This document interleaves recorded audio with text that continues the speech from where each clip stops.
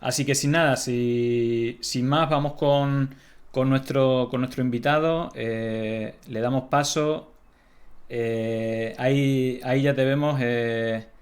Marco Terugui, que bueno, lo presento, él es sociólogo, periodista y bueno, participa en varios medios, el diario argentino Página 12, también la revista Crisis, en la agencia Sputnik, y bueno, es corresponsal, bueno, si seguís sus redes es un auténtico trotamundo, últimamente ha estado en Bolivia, Ecuador, Perú, Venezuela, Argentina, Colombia y hoy está en Chile, justamente hoy es el cierre de campaña, así que nada, Marco, bienvenido y muchas gracias por estar aquí. ¿Qué tal? Buenas tardes. Bueno, gracias a vos por la invitación. Estoy ahora en Chile, en un rato son los dos cierres de campaña, el de Gabriel Boric y el de José Antonio Kast. Ahí un poco vamos a ver los discursos finales y ya de alguna manera las principales cartas, discursos y operaciones están hechas de cara a las elecciones del domingo, ¿no? Yo llegué hace una semana exactamente, venía siguiendo el tema con un poquito de distancia por la cantidad de acontecimientos que hay. Y bueno, de estar acá, de entrevistar, de estar conversando, efectivamente creo que estamos en una situación determinante. Es decir, gane Castro, gane Boric, hay una diferencia. Se abren puertas sobre dos países absolutamente diferentes, no solamente por el resultado del poder presidencial, sino porque además está en simultáneo en marcha la redacción del nuevo texto de la Constitución y todo está junto, ¿no? Estamos en un gran proceso que inició el 18 de octubre con lo que acá se conoce como la revuelta, y todo lo que va pasando se va hilvanando, ¿no? En este conjunto de dinámicas políticas de calle, elecciones, palacio, que tienen mucho vértigo y que evidentemente la derecha, la extrema derecha, ha logrado una contrainiciativa interesante, peligrosa. Sí. Bueno, no sé si me ha parecido entender que vas a pasarte por los dos cierres, también por el de José Antonio Cast. Interesante, ¿no? La propuesta que, ¿cómo harías el resumen de, por lo menos lo que has visto de las dos campañas desplegadas? Fíjate, bueno, esto no sé si tiene la misma impresión que yo, pero creo que hemos hablado varias veces con las diferentes campañas, muchas veces pues llegamos a compartir diagnósticos, ¿no? De que se han estandarizado las campañas de la derecha y fíjate, ayer fue tendencia número uno, no hagas caso a Pinocho o algo así. Es decir, que ya el discurso principal casi de la campaña es repetir una otra vez que digamos que hay una campaña de mentiras y odio, pero bueno, que parece que puede ser bastante efectiva a la hora de dar miedo. Pero si tuvieras que resumir cómo se han desplegado las dos campañas, la de Boric y la de José Antonio Caz, ¿cuáles serían los elementos que destacarías? Sí, me parece que hay cosas que se parecen bastante.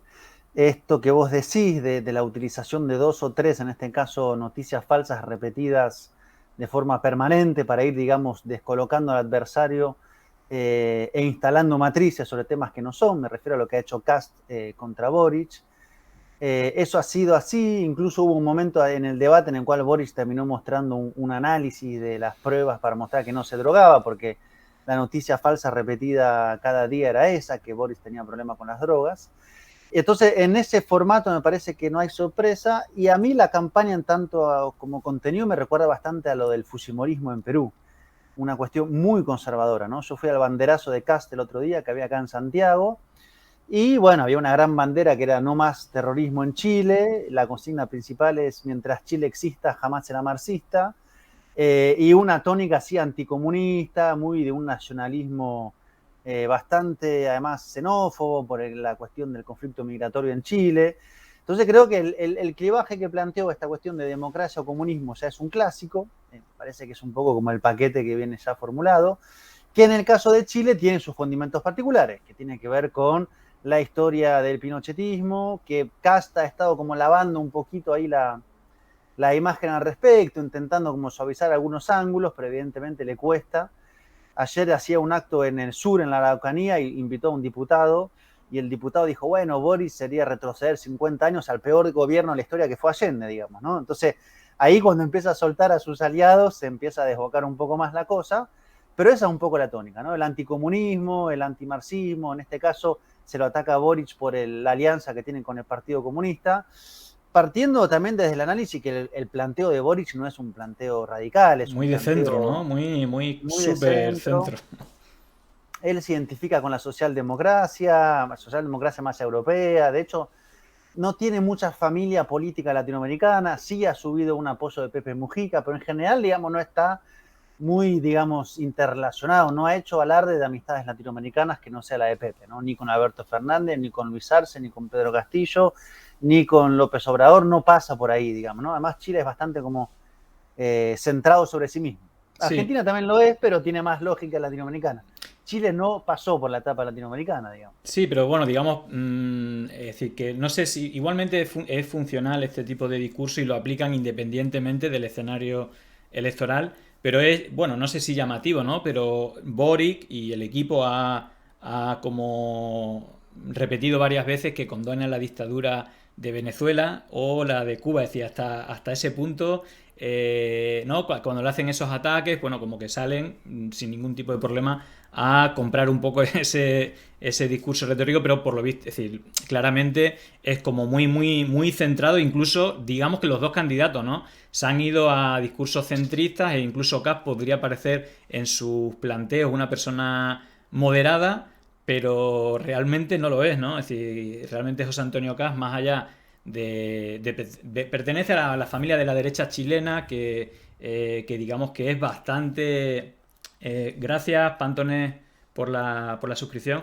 Digamos que es una derecha muy a la derecha, ¿no? La chilena, pero hablo desde la UDI, que digamos que es la formación que se creó en el pinochetismo, donde está Piñera, o el propio Kass, pero es que tanto el hermano de Piñera como el hermano de Kass fueron ministros de Pinochet y viene de una misma familia política muy conservadora, en el caso de Kass incluso ultracatólico, aparte de ultra neoliberal, aquí se la ha visto con Hazte Oír y bueno, aparte de Vox y toda esta gente, pero digamos que lo ha llevado al centro su discurso y bueno, pero en realidad él fue el portavoz de la campaña, ¿no? Es decir, que es un personaje muy de derecha, muy ultra, pero que ha hecho como un mensaje muy, ¿no? Moderado, ¿no? No sé qué opinas sobre esto.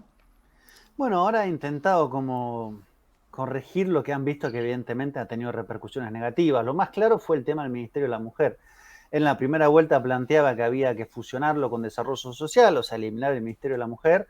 Vio que eso no medía para nada y ahora está con el discurso de las mujeres casi en el centro de la campaña, digamos, ¿no? Me parece que ahí él su nicho, su núcleo más duro lo tiene garantizado en términos de votos, ha tenido el apoyo de la UDI, que es como su familia histórica política, un poco como PP y Vox, ¿no? Ayer Esta lo misma hablamos, lógica ayer de estuve hablando de Chile, es que es muy similar. los hermanos desprendidos uno del otro, pero bueno, en este caso todos están cerrando fila con él.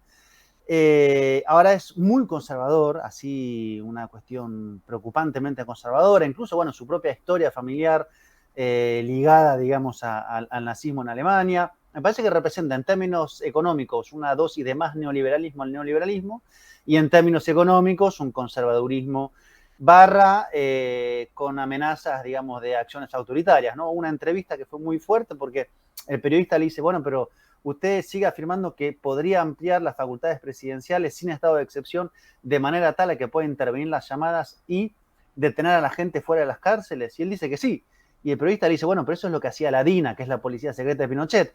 Y él dice, Bueno, bueno, hay que pasarlo por el legislativo, ¿no? Sin inmutarse, digamos. Ese es el tipo de personaje que se está enfrentando con un discurso de orden, un discurso de disciplina, un autoritarismo ordenado en medio de una crisis, ¿no? Yo entrevistaba al gobernador de Valparaíso, que viene de los movimientos sociales, ambientales, muy interesante, y él plantea un poco esto, ¿por qué cala ese discurso de orden en la sociedad chilena en este momento? Y ahí evidentemente tiene un sector que lo apoya, ¿no? Y enfrente Boric, me parece que hoy tiene otra dimensión que la que tenía en primera vuelta. En primera vuelta era un candidato que una parte de la izquierda miraba, digamos, con cierta distancia, centralmente ligado a lo que fue su rol durante la revuelta, y ante una segunda vuelta contra Kast, que es este neofascismo, esta ultraderecha, que reivindica la línea pinochetista, hay un cierre de filas alrededor de la figura de Boric y una campaña que tomó un cuerpo y, digamos, una fuerza, potencia que no tenía en la primera vuelta, ¿no? Ahí se ha sumado todo ese amplio mundo que en Chile se conoce como el octubrismo, el campo de octubre, que es ese sujeto grande, diverso, plural, muchas veces desorganizado, que se expresó en la revuelta, que en la Convención Constitucional logró un buen resultado, pero que después se desinfló bastante. Bueno, ahí hay, digamos, un apoyo que ahora está. claro, digamos que, bueno, vimos movilizaciones de millones de personas. Yo creo que también bueno, polarizó mucho, ¿no? En los dos espacios los unificó, quizá, no sé si a los dos extremos, en realidad no, ¿no? Porque Boris, como hemos dicho, en ese octubrismo ha sido súper plural. De hecho, en el referéndum se aprobó con un 78% el apruebo, si no me equivoco. Es decir, que el octubrismo podría llegar hasta ese 78%, pero había una figura que no sé cómo es decir, que nadie se la esperaba, que es Franco Parisi, que ha quedado en tercer lugar, digamos, y que tiene un discurso bastante populista y sobre todo llama la atención que es alguien que no ha pisado suelo chileno y que toda la campaña la ha hecho de manera digital, y que parece que está como haciendo campaña por José Antonio Cast, y en principio esa es como el nicho, digamos, todos los bloques, tanto en la izquierda como en la derecha, se han unificado y quedaba el voto de Parisi, que representa en torno a un 15-17%, y que en principio estaría 50-50 porque yo creo que recoge un poco ese antipolítica, ¿no? De mucha gente que se movilizó también o que quería un cambio, ¿no? de la constitución de Pinochet, y que Franco Parisi, él tiene un programa con mucha audiencia donde fue José Antonio Caz. Boric no fue porque se lo pidieron los movimientos feministas porque tiene una situación de no pago a los hijos de la pensión, digamos, en la separación. Primero, ¿crees que ese nicho de votos es el clave para en este empate técnico delimitar y cómo crees que se repartirá o cuál ha sido el papel de Franco Parisi en estas elecciones?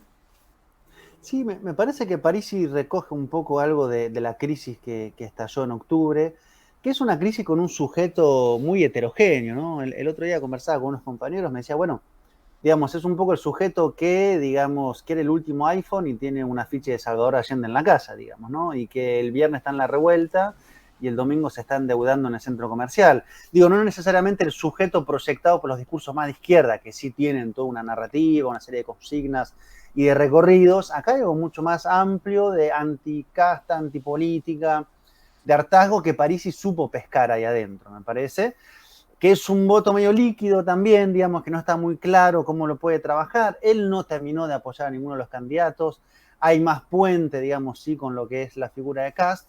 Boric no fue también porque justo coincidió con otra denuncia más de los aportes de campaña que fueron como malversados. En fin, es una figura que me parece que expresa un poco la crisis que se está viviendo. Logró mucha fuerza en el norte, que es una zona muy golpeada por la cuestión migratoria. La cuestión migratoria a mí me sorprendió. Uno camina por Chile, por el centro, por la Alameda, y tenés la Alameda, que es un gran bulevar que termina en la Plaza Ahora La Dignidad, pero tenés carpas y carpas y carpas con venezolanos que están ahí pasando el día desde hace meses, digamos. O sea, una cuestión fuerte, y estamos hablando del centro de Santiago, ¿no? Y en el norte, digamos, mucho más, porque hay estas grandes caminatas que vienen haciendo. Ahora, en términos de participación y de sujeto, hay una cuestión con la juventud.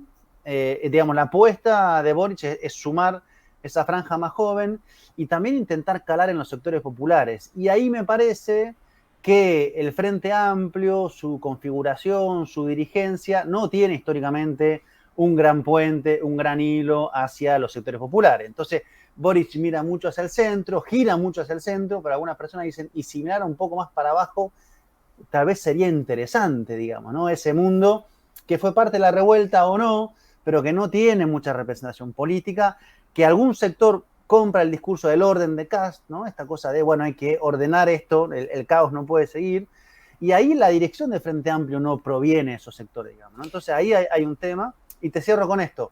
Otro compañero decía, el mejor escenario para Boric es que haya una ampliación de la votación. Decía, con 55% para arriba es muy probable que gane. Si se mantiene un nivel bajo de 47, 48, es más probable que gane Cast. Ahora, estamos hablando de que la mitad más o menos del padrón electoral no vota. Espero que no sea así el domingo, pero es una elección donde está en juego un tipo, digamos, que viene del pinochetismo. Sí, mira, pregunta Repatris en el chat, que es un poco la pregunta, la has tocado así superficialmente. ¿Por qué la gente demanda autoritarismo y orden en situaciones de incertidumbre, ¿no? Que es la cuestión. Hay gente que pide cambio, hay gente que pide no cambio y que haya orden. ¿Por qué crees que pasa esto? ¿Cuál es el contexto actual en este sentido en Chile? Bueno, ahí hay varios debates. Primero, digamos, hay un agotamiento de un modelo político, eso está claro, y económico en parte, que es el modelo de la transición post-Pinochet. Hubo un estallido, una revuelta de una dimensión muy grande y muy prolongada, en medio de una economía que empezó a resentirse y en medio de una pandemia, ¿no? El momento de incertidumbre, de repliego a las casas, digamos, en una sociedad donde el pinochetismo, esa memoria del orden, digamos, tiene todavía un arraigo, digamos, ¿no? No ha habido un trabajo en Chile como, por ejemplo, en Argentina, de corrimiento hasta el rincón de ese recuerdo histórico, digamos, ¿no? Hay sectores que lo reivindican y en Argentina es mucho más difícil, por ejemplo. Ese conjunto de elementos, la crisis política, la incertidumbre, el encierro, las dificultades económicas que se preanuncian, me parece que en ese contexto, digamos, un discurso que ofrezca, digamos, mano dura y orden es una figura que tiene mucha posibilidad de calar. Ahora bien, eso no quiere decir, y ahí me parece que hay un debate de que Kast es resultado de la ultraizquierda, ¿no? Este discurso que dice, bueno, como hubo el estallido, apareció Kast. No es así, digamos. De hecho, Kast es una figura medio outsider de la derecha. Me parece que ese lugar de outsider le da, digamos, más posibilidad que el que iba de la mano de Piñera, que venía con un nivel de aprobación realmente ínfima, digamos, que era Sichel, que lo termina apoyando a Kast. ¿No? Porque si no se genera esta cosa de, bueno, finalmente la protesta y la revuelta generó la contrarreacción pinochetista. Yo ahí ya no comparto. Sí, bueno, y más allá de los contextos históricos, ¿no? Que nos recuerdan a la Operación Cóndor, etcétera, un poco la vuelta, estamos viendo, digamos que esta elección también es especial, ¿no? Bueno, como cada elección en América Latina, ¿no? En ese pulso de avance progresista o vuelta, además de propuestas muy parecidas bueno, en el caso de Chile, evidentemente, ¿no? Más que los gobiernos, las posturas económicas, ¿no? Que acompañaban esos gobiernos. Si tuvieras que hacer una lectura de en qué momento está ahora América Latina en ese conjunto de fuerzas y de las pasadas elecciones, y ha habido como claroscuros, tenemos, bueno, también desde el punto de vista, ¿no? Porque es verdad que ninguna de las propuestas también en la izquierda, ¿no? Por ejemplo, en Perú hay bastante crítica, bastante movimiento, pero ¿cómo ves el contexto actual y el contexto futuro, ¿no? De las pasadas elecciones y de las elecciones que están por venir, ¿no? Porque dentro de poco son elecciones en Colombia, en Brasil. ¿Cuál es el panorama que tú ves y si crees que el resultado en Chile es especialmente relevante en esta suma de fuerzas en América Latina? Sí, uno puede ver el mapa de este año y proyectar un poquito para adelante y decir que las fuerzas progresistas en clave de gobierno han, digamos, recuperado el poder político en varios países. Hace poco fue la victoria de Xiomara Castro en Honduras, fue la victoria de Pedro Castillo en Perú, estamos con México, con Argentina. Ese mapeo, digamos, lo que fue la victoria de Bolivia, ha dado un poco la salida del momento de mayor arrinconamiento de las fuerzas progresistas, que tal vez fue entre el 2014-15 y 2019, ¿no? Entonces, en ese nivel uno puede tener una mirada más positiva, optimista, incluso viendo el escenario brasilero, ¿no? Y la posibilidad de que gane Lula. Y Lula, Brasil, por su dimensión, su potencia económica, diplomática, es, digamos, el gran peso que desbalancea en América Latina, ¿no? Esa es una fotografía. Después, yo creo que eso se enmarca en un contexto de mucha inestabilidad. Ningún gobierno, o salvo el que ya venía con la fuerza anterior, logra, digamos, una estabilización, digamos, o una proyección clara. Me parece que en el caso de Argentina se vio en las últimas elecciones, me parece que en el caso de Perú se está viendo en los pocos meses que lleva el gobierno de Pedro Castillo. Vamos a ver qué pasa con Xiomara Castro. Y si ganara, suponiendo tal vez Gustavo Petro en Perú, tal vez me animo a decir que tampoco sería un escenario que augure mucha estabilidad, digamos, ¿no? Entonces, me parece que estamos primero ante la dificultad de cómo se sale del laberinto económico centralmente hoy y se articula el proyecto político, y ante eso una derecha que tiene un nivel, digamos, de radicalidad muy profundo, digamos. Yo creo que el 2019 fue el año tal vez más bisagra, fue el año del gobierno paralelo en Venezuela, fue el año del golpe de Estado en Bolivia, se venía antecedido toda la persecución judicial mediática, y después tuvimos el ejercicio de golpismo permanente en el caso peruano, y creo que hay unas derechas que están en una tónica de radicalización discursiva y radicalización metodológica. En algunos casos, manteniéndose dentro del carril democrático, con algunos desbordes, pero centralmente adentro, pienso en el caso de Argentina, y en otros casos ya jugando por fuera, digamos, ¿no? Me parece que la derecha cruceña en Bolivia estaba diciendo claramente que su juego pasa, digamos, por otros métodos, y en el caso peruano también. Entonces, esa tónica me parece que es la que está dominando, pero lo que no quiere decir que la derecha tampoco logre, cuando gana, una estabilización muy fuerte. Me parece que el caso del gobierno de Lasso también es indicativo de, bueno, ¿y cómo salís del neoliberalismo? ¿Cómo resolvés los problemas del neoliberalismo si le aplicás más neoliberalismo? Y, indefectiblemente, profundizar las situaciones de crisis. Y una cosa también que estamos viendo es que hay una unidad, un tejido de red de la derecha, creo que como nunca, ¿no? Es decir, que vemos a Vargas Llosa lo mismo apoyando a un nazi o a decir, todo tipo de perfil, es decir, incluso lo de Fujimori, ¿no? Era como el enemigo el Fujimorismo y la apoya claramente. Ahora con Kass diciendo que va a ser muy bueno para el centro, decía, para el centro liberal. Es decir, que estamos viendo esa red de recursos, de medios, etcétera. Gracias, Repatri, por la suscripción. Y digamos en la izquierda no están así, por más que el discurso de la derecha es llamar todo el rato Venezuela, Cuba, Nicaragua, ¿no? Sobre todo repiten esos tres, cuando realmente muy pocos países tienen alianzas con estos tres países, pero sí que vemos, y no sé a ti, porque, bueno, para quien no lo sepa, bueno, tú eres familiar de desaparecidos en la dictadura argentina, si no me equivoco, y discursos, porque Kast, más allá de ser muy moderado, la gente que le rodea, por ejemplo, Johannes Kaiser, que es una de las personas con las que más ha interactuado, decía que están muy bien fusilados, los fusilados por Pinochet, o incluso que habría que lo que hay que hacer cuando se llega al gobierno es sacar de la cárcel a todos los militares, meter a todos los jueces que lo enjuiciaron y empezar con la venganza. No sé si el caso de Chile y algunas de las propuestas, como es unificar la lucha internacional contra la izquierda, cosas así, o usar esos métodos de represión unipersonales, presidenciales, pueden hacer un retroceso tremendo en algo que parecía que no iba a llegar, que es una especie de operación Cóndor 2.0 o la persecución por cuestiones ideológicas. Sí, varias cosas. Primero, retomando el inicio. Hace pocos días estaba Pablo Casado haciendo un tour por el Cono Sur, estuvo en Argentina, estuvo en Uruguay, estuvo en Chile.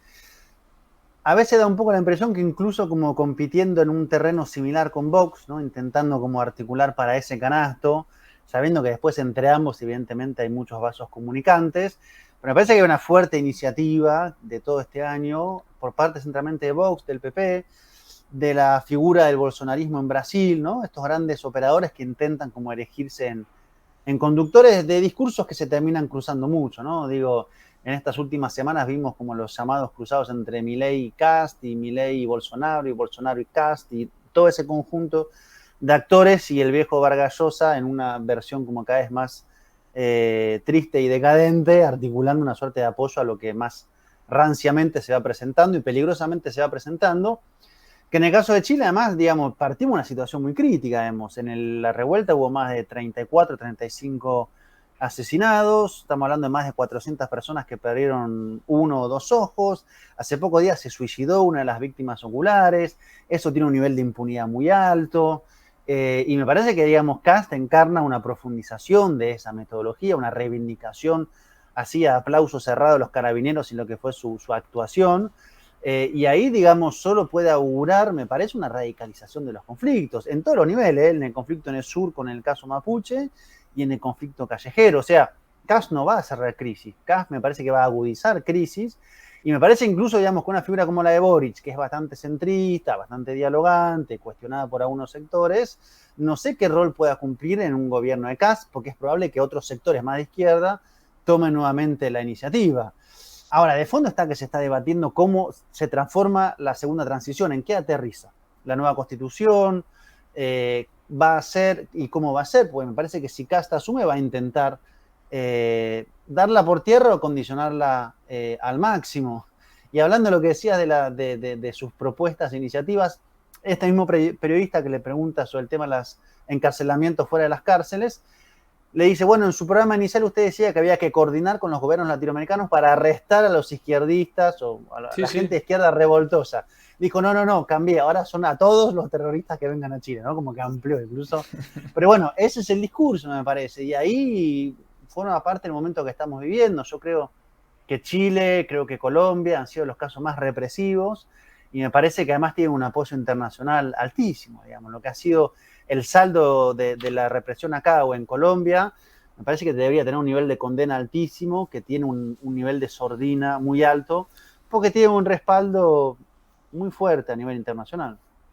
Sí, bueno, yo te quería plantear como periodista, ¿no? Y que al final, bueno, tú tienes una visión legitimada sobre el asunto. Creo que lo que decíamos al principio, cada vez es más común que las estrategias que se desarrollan electoralmente tiene por un lado un componente digamos, campañas de terror, de meter miedo, de mentir sobre el rival político, muy parecidas en todos los países, como si estuvieran escritas por el mismo guionista, pero que tiene un acompañamiento por medios tradicionales, me refiero, más allá de que tengan su fundación, es decir, sus fundaciones, sus voceros, sus redes, bueno, todo esto, hay un acompañamiento que hace de altavoz, ¿no? Tanto de medios de comunicación como por otro lado por medio de las plataformas, por las redes sociales. Es decir, que se ve que, y bueno, un poco mi tesis, los algoritmos de estas plataformas benefician tanto la viralización de noticias falsas como de discursos muy subidos de tono. Y esto al final hace como crear una realidad paralela en la cual uno no sabe, es como el debate que está hoy en Chile, ¿no? La gente está perpleja como hay un sector muy amplio de la sociedad que vive en esa realidad paralela, que la cabrea, gente muy cabreada, hay casos conos de violencia, etcétera, y que cuál puede ser el abordamiento tanto desde el punto de vista del periodismo como la impunidad, ¿no? No sé si tú ves alguna solución o el diagnóstico, yo creo que podemos coincidir. Lo que dificulta más es cuál es la solución a este problema no partidista, sino para la sociedad, ¿no? De vivir en un mundo cabreado, lleno de mentiras y que no sabemos diferenciar lo que es verdad de lo que es mentira. Sí. Te agrego una cosa antes. El otro día leí un artículo justamente desde Chile donde planteaban que eran los medios internacionales, en su gran mayoría, los que nombraban a Kast como de extrema derecha, ultraderecha, y en Chile los grandes medios le hacen un proceso de lavado de rostro muy fuerte, ¿no? O sea, quitándole toda su dimensión, incluso sus vínculos con gente de pinochetismo.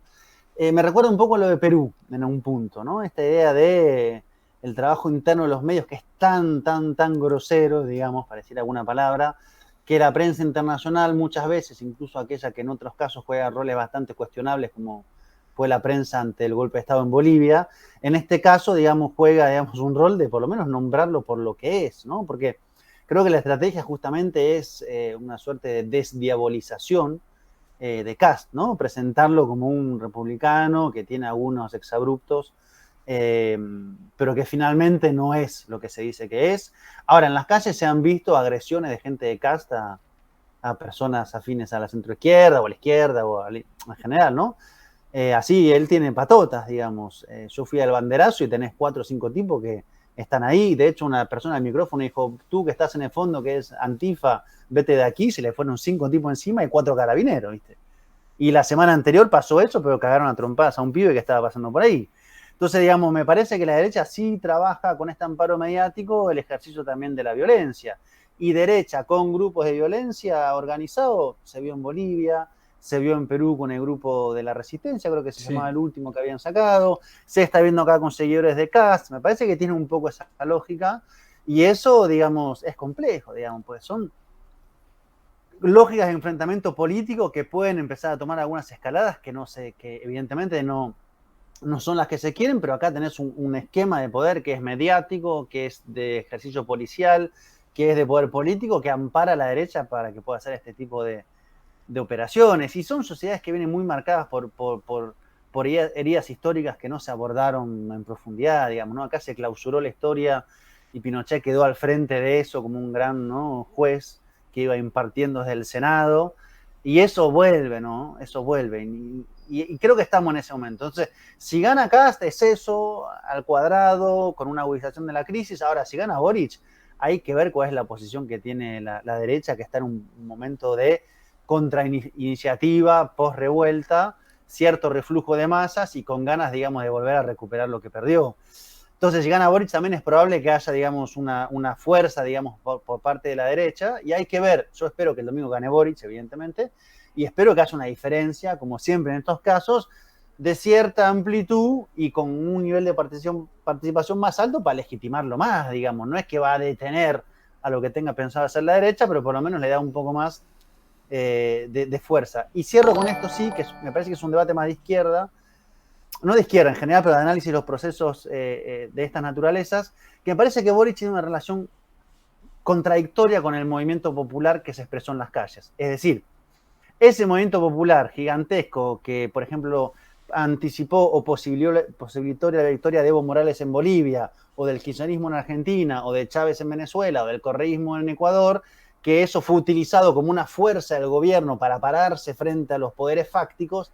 En este caso, Boris tiene una relación como compleja con eso, como que si lo quisiera desactivar, en vez de verlo como que eso es mi posibilidad de construir correlación de fuerza para disputar algunos centros del neoliberalismo que es muy profundo en Chile, ¿no? Entonces, esta cosa de, bueno, hay que terminar con la protesta, puede ser en un momento de campaña, se puede entender.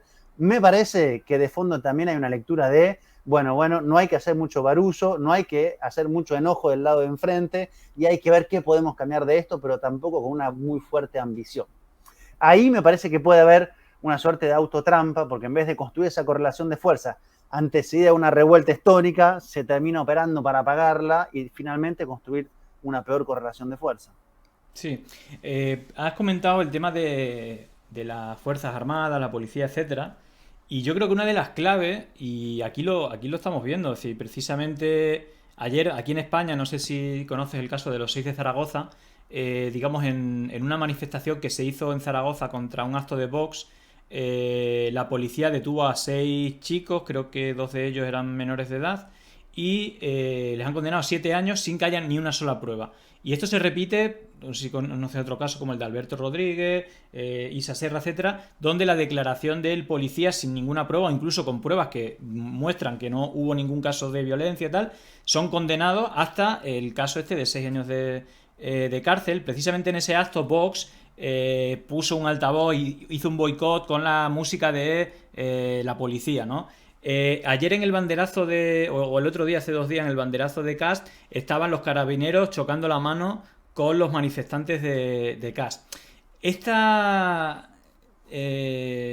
alianza, bueno, en Perú también, ¿no? En Perú, más allá del fraude, aparte, son como muchas cosas que se repiten. También uno de los vectores que se están hablando en la conversación es que va a haber un fraude electoral cuando no hay ninguna prueba, no hay nada, pero en caso de ajuste, ya es donde quiero llegar. Más allá de este tipo de patrón que se repite en todos los países, de una correlación de una derecha que trata de hacerse suya las Fuerzas Armadas y de defenderlas incluso cuando cometen crímenes contra los derechos humanos, digamos que la suma de esto más el esparcir que hay fraude electoral. En la campaña de Perú vimos cómo militares hicieron la amenaza que si no se reconocía que había un fraude electoral, habría un golpe militar. No sé si este tipo de escenario se puede repetir en Chile. Es decir, no sé cómo lo ves. Mira, en octubre, noviembre del 2018, el pico de la revuelta es como el 11, 12 de noviembre, ¿no? El 15 se firma este acuerdo por la paz, que lo firma Boric, que es muy cuestionado por eso. Bueno, entre el 12 y el 15, la Fuerza Armada levantó el teléfono y llamó a varias organizaciones para decir que si no se acordaba, esto podía terminar de otra manera, digamos, ¿no? O sea, básicamente salieron a apretar y a apurar. Hace poco me estaban comentando que algunos ex oficiales y algunos ex, que siempre son ex, vidriosamente ex, están planteando que hay que ir por Cast. En un país, digamos, donde la Fuerza Armada tiene un papel importante. Yo estaba en Valparaíso, que es donde está la base de la Armada chilena, y ahí hay una situación, digamos, donde hay siempre un filo complejo. En los días de la revuelta hubo cambios de guardia con la Armada uniformada, digamos, ¿no? Entonces, bueno, pero ¿qué hacen uniformados si es simplemente un ejercicio de rutina? Bueno, hay presiones.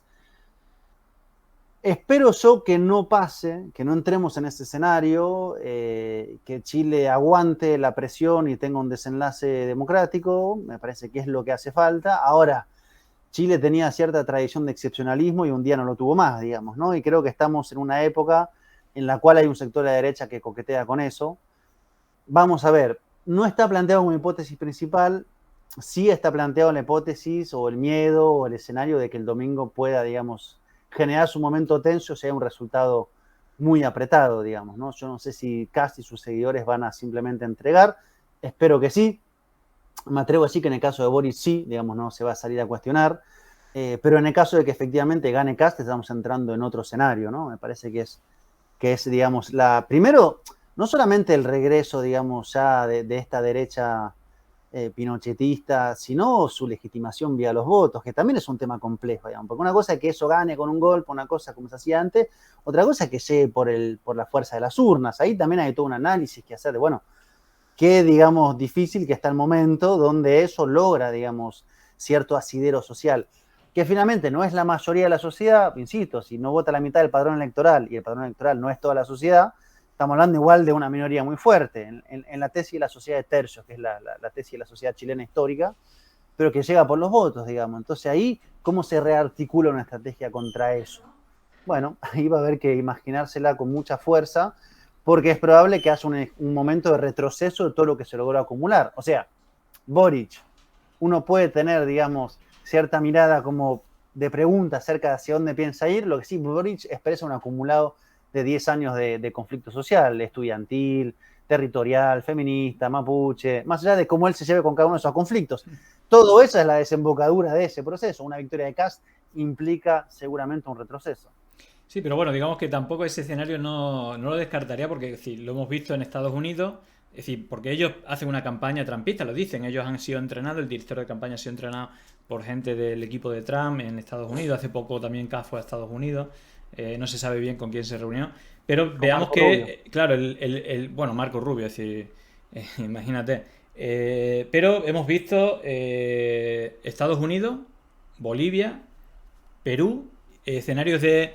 Bueno, ni siquiera en Bolivia, en Bolivia ni siquiera hubo resultados ajustados, es decir, eso dio igual. Pero me refiero a que no sería. Pero de todas maneras, y para cerrar, porque creo que te vas enseguida al cierre de campaña, que parece... Hay una cosa, creo que buena de Boris, sobre todo en la segunda vuelta, que ha estado más en la calle, ha recorrido el país, que es una cosa que le acusaban que no hacía. Quizás ahí sí ha ganado, ¿no? En cuanto a apoyo popular en actos, quizás Boric sobre todo con el refuerzo de Isquia, ¿no? Que ha sido como un revulsivo en la segunda vuelta, que está haciendo como una campaña paralela en el territorio y que se están viendo actos masivos y me imagino que lo iba a ser tremendo. Creo que estaba Anati House, que tiene una canción espectacular sobre precisamente el movimiento de octubre, que, bueno, me imagino que hay mucha expectativa, se espera, pero yo te quiero preguntar, más allá de este acto de cierre, si tienes algún detalle más de lo que va a pasar hoy en el cierre, tanto de uno como de otro. ¿Cuál es tu apuesta, tu quiniela para el domingo? ¿Quién crees sinceramente que vas a ganar? Que va a ganar y incluso si te quieres aventurar esa concatenación de siguientes elecciones de Colombia, Brasil, no sé si me pierdo alguna, pero ¿cuál es tu quiniela en Chile este domingo y en las próximas elecciones? Antes de contestar, te agrego un elemento más. Anteayer fue Michelle Bachelet que le grabó un video mandándole el apoyo a Boris, ¿no? Ahí hay todo un sector del centro, de la exconcertación, que lo está como abrazando. Eso tiene un lado de positivo en la cuestión electoral y de posibilidad de domingo y de desactivar algunas miradas más radicales de la derecha, pero también, digamos, tiene un efecto seguramente condicionante respecto a qué tipo de gobierno pueda encabezar Boris, digamos, ¿no? Hay alianzas que son buenas en un momento, pero que en otro momento también, digamos, ponen márgenes más acotados para el movimiento que haga un gobierno. Eso me parece que es así, digamos, lo necesita, no puede no hacerlo, es lógico que vaya a buscar esos apoyos, pero es lógico que también esos apoyos después quieran, digamos, operar y direccionar parte de la política del gobierno. Para el domingo, mira, lo que se dice mucho es que está muy apretado, que Boric puede ganar, pero que no está para nada asegurado, y lo mismo se dice del otro lado, digamos. Las encuestas lo dan más favorable a Boric, pero eso, digamos, puede ser un efecto también como para generar un efecto de movilización de quienes votan a Kast. En todo caso, que está apretado, está apretado. Este gobernador de Valparaíso me decías, tenemos que aumentar el nivel de participación en la juventud, porque eso es lo que nos va a permitir.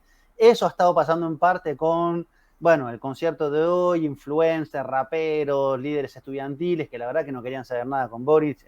así estaba Sí. pasando, y que dice, mira, hay que ganar la Cast, vamos todos a votar contra el fascismo, el pinochetismo, o como se quiera llamar, ponemos este tipo y después vemos, ¿no? Si eso logró calar abajo, me parece que entonces se puede generar esa mayoría imprescindible para ganar. Ahora, Boric, paradójicamente, tiene, digamos, parte de su fortaleza ahora porque está enfrentado a Cast, ¿no? Esta idea de lo mismo Sí. que Castillo Fujimori, yo tracciono conmigo lo que se opone a mi adversario porque está muy a la derecha. Y te contesta la otra pregunta. En el caso de Colombia, justamente lo que está pasando es que el dispositivo se está armando en tres partes. Tenés por un lado el uribismo, que está muy desprestigiado. Tenés al otro lado completamente al pacto histórico, encabezado por Petro, un conjunto de movimientos sociales, dirigentes, indígenas, sociales, etcétera, y están armando un gran carril del centro, con Fajardo, con Es la Gaviria. alternativa que le queda, ¿no? Después del el uribismo. Y no sé, perdón, porque justamente está Sí, sí, con Daniel Mendoza.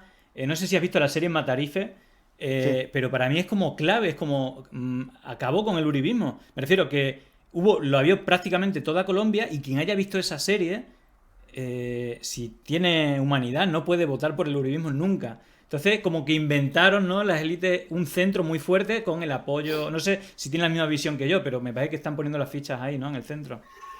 Ese centro estaba en la elección pasada, que era Fajardo, de hecho, que llamó a votar en blanco entre Petro y Duque. Lo están reforzando. Ese centro tiene el discurso: los dos son dos extremos peligrosos, nosotros somos la transformación en calma. Bueno, ¿qué hubiera pasado en Perú si Castillo, en vez de enfrentarse a Fujimori, se enfrentaba a una alternativa más de centro? ¿Qué estuviera pasando si acá hubiera sido Boric contra la exconcertación? Yo creo, digamos, que en la polarización de los extremos hay mayor capacidad de generar, digamos, un caudal de votos, y creo que una opción de centro bien armada, como en el caso de Colombia, que tendría, me parece, apoyos del uribismo, pero también del sector del santismo, ¿no? Ahí hay varios como jugando manos invisibles, le hace un escenario más difícil a Petro para ganarle, ¿no? Esta gran campaña que lo ha demonizado, me parece que a Petro le es más conveniente polarizar políticamente con el uribismo que con el centro, pero le es más conveniente, que lo que está haciendo, sumar apoyos del liberalismo, o sea, quitarle gente al centro para traccionarla, que otra vez esa gente, una vez que la tenés adentro, también te condiciona. Esa es la magia de la Bueno, pero es política, condición digamos. de necesidad, evidentemente, es así. Y bueno, en Brasil Exactamente. parece más sencillo, ¿no? Por lo menos, a menos que pase una desgracia, Lula le saca 20 puntos en las encuestas, ¿no? No sé si... Sí. Bueno, ahí hay que ver hasta qué punto está o hasta dónde está dispuesto a llegar Bolsonaro. Me parece que ha coqueteado con líneas muy peligrosas. Y me parece, y ahí dejo la pregunta planteada, hay que ver qué pasa desde Estados Unidos. Es decir, hay un sector que está claro que va a jugar con Bolsonaro. A la familia Trump, esa la republicana, han mostrado el apoyo, Bannon, digo, públicamente, se han abrazado, han ido en septiembre. Eduardo Bolsonaro fue a Estados Unidos, se fotografió con Trump. Ahí me parece que está claro que habrá un carril de apoyo. La pregunta es, ¿qué hará la administración en este caso? ¿No? La administración de Biden. ¿Irá a un apoyo a Bolsonaro para garantizar así en momento de crisis una serie de intereses?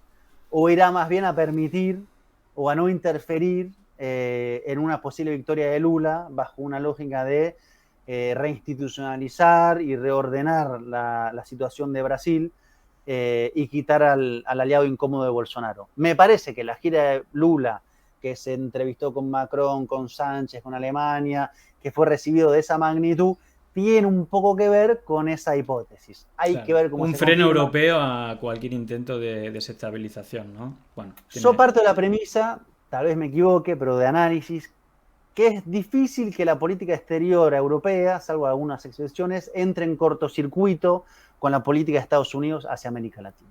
Si hay cortocircuitos, son en otros lugares. En este territorio que es América Latina hay una suerte de cuestión no dicha, pero que opera, que es: esto es lo que conduce a Estados Unidos. Europa tiene sus negocios, tiene sus políticas, tiene sus líneas, pero en expedientes críticos o muy importantes difícilmente se vea a Borrell entrando en cortocircuito con Blinken o con Pompeo, digamos, ¿no? En el caso anterior. Está claro. Bueno, pues nada, Marco, te dejo porque más o menos hemos llegado a la hora, ya nos hemos pasado incluso un par de minutos que habíamos acordado, así que bueno, espero que hagas un buen retrato de esa campaña. No sé si también vas a pasar por el acto de cast, que creo que has dicho al principio, si te Estoy dejan. viendo de pasar por ahí. Ahí el tema de los periodistas es que con Cast hay que llamar, te tienen que autorizar, a veces no te dan la dirección, o sea, esto es un procedimiento Ya. como medio Sí, también aquí es parecido, es decir, que yo creo que también escapista. usan el mismo tipo de cosas. Bueno, igualmente, bueno, te agradezco que te hayas pasado por aquí, que bueno, de primera mano nos cuente cuál es el pulso en Chile y que, bueno, que estaremos atentos a tus crónicas. Ahí tenéis en Twitter, creo que él hace una información muy detallada de todos los procesos en América Latina, Marco-Terugi con doble G. Así que nada, Marco, muchísimas gracias y estaremos atentos que nos cuentas de lo que pasa en Chile. Dale, y si quieren, después de las elecciones nos juntamos y les Hacemos un cuento análisis, ¿no? un Ahí, mira, análisis de lo que estoy pasó. pendiente de invitar a Joan Garcés, no sé si lo conoces, él fue la mano derecha de Allende. Y vaya, sus análisis son muy interesantes desde un punto de vista histórico y actual, así que ahí posiblemente hagamos una mesa interesante para invitarte. Pero lo dicho, muchísimas gracias y bueno, espero verte pronto de nuevo. Dale, abrazo grande. Gracias a todos los que se conectaron. Chao, Marco, gracias.